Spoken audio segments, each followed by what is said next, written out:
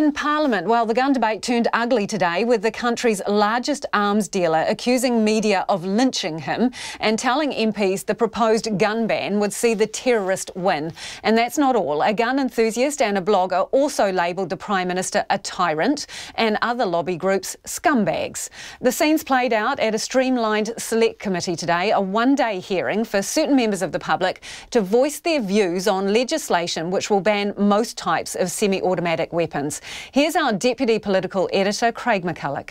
For weeks now, David Tipple, the owner of Gun City, has dodged and dived to media, repeatedly turning down RNZ's requests to talk about gun reform. How many times do I have to say no? Please. One more time? No.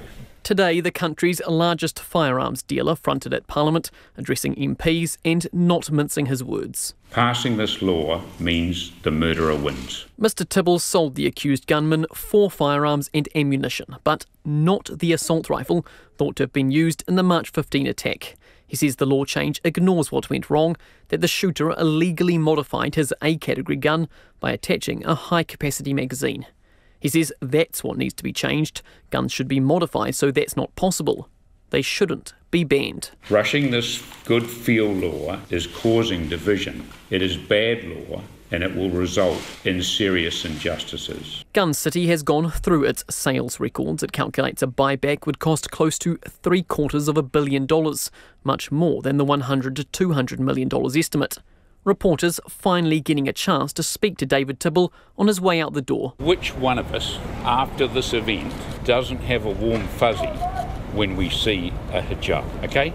Have we all grown in empathy with that community because of that event? That's how we beat this mad Australian, when we get together and not divide. When you stop lynching me as a gun owner.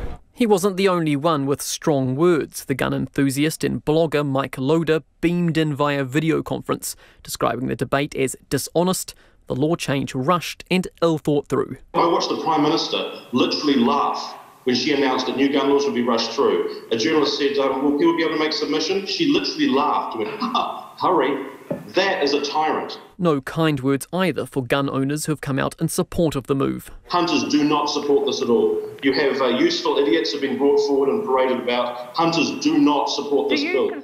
Those remarks in stark contrast to other submitters. Fish and Game, which represents 40,000 hunters, spoke in support. The chief executive, Martin Taylor. Military-style semi-automatic weapons have no place in New Zealand. They never did. They never should have been allowed in the first place. The Police Association's Chris Cahill. Is it time to act? Are we being too quick? No, we're not. We've been far too slow. We're well over 20 years too slow. Never again should New Zealanders regret that we failed to act on gun reform.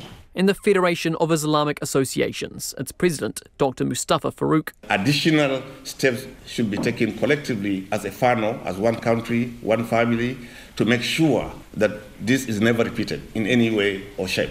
Today was the final day for feedback in person. The deadline for written reactions closes at 6 o'clock tonight. MPs will then consider what changes, if any, need to be made to the legislation and will report back on Monday. All according to plan, it'll pass into law by the end of next week. Atu iti whare parimata mō te hōtaka o te ahiahi, ko Craig McCulloch.